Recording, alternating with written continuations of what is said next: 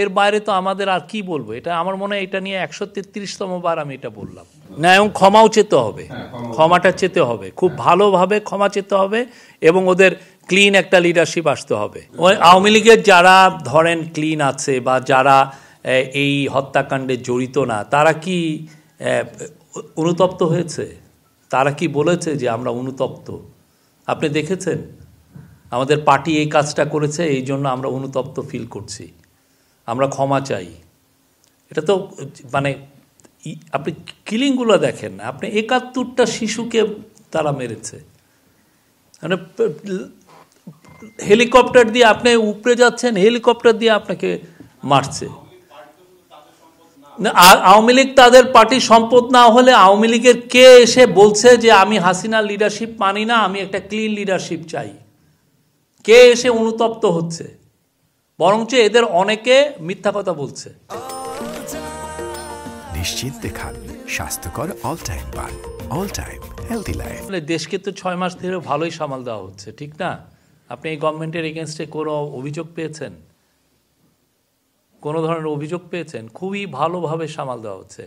এখন নুরুল হক নিউর এখন জাতীয় নেতা হয়ে গেছেন, উনি অনেক কথা বলছেন, ওনার তো কনস্টিটিউয়েন্ট, ওনার সাপোর্টারদের জন্য তো উনি কথা বলবেনই, আমরা তার কথাকে সম্মান জানাই। কিন্তু আমরা গত 6 মাসে আপনি রিপোর্ট কার্ড দেখেন, আমি তো বলবো যে ব্রিলিয়ান্ট।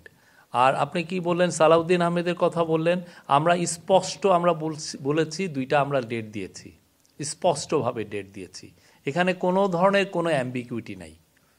আপনারা কম রিফর্ম চান তাহলে ডিসেম্বরের মধ্যে ইলেকশন হবে, আপনারা বেশি রিফর্ম চান আগামী জুনের মধ্যে হবে। এর বাইরে তো আমাদের আর কি বলবো। এটা আমার মনে হয় এটা নিয়ে 133তম বার আমি এটা বললাম। হ্যাঁ, তো এইটা তো ইয়ে না। আর আপনি কি বলছিলেন আর একটা জন্য? হ্যাঁ, ভিসা সংক্রান্ত বিষয়, আমার ইউএইটা বিষয়টা আমি জানি না। ইন্ডিয়া তো বলছে যে তারা আস্তে আস্তে ভিসা বাড়াচ্ছে।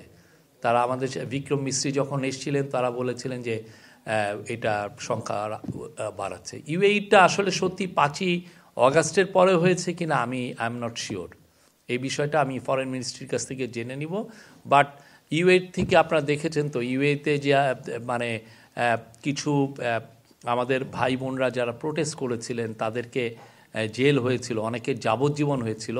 প্রফেসর ইউনূসের অনুরোধে ওইখানের যে আমির মোহাম্মদ বিন জায়েদ, উনি কিন্তু সবাইকে মাফ করে দিয়েছেন, সবাই এখন বাংলাদেশে এসছে। এবং সামনে যে ওয়ার্ল্ড গভর্নমেন্ট সামিট একটা হওয়ার কথা এই ফেব্রুয়ারি মাসের প্রথমার্ধেই, এবং সেই সময় মাননীয় অ্যাডভাইজার যাচ্ছেন, আমরা আশা করছি উনি এখানে যাবেন। গেলে আপনি দেখবেন যে আরও তাদের সাথে আমাদের সম্পর্ক আরও ভালো হবে, উন্নত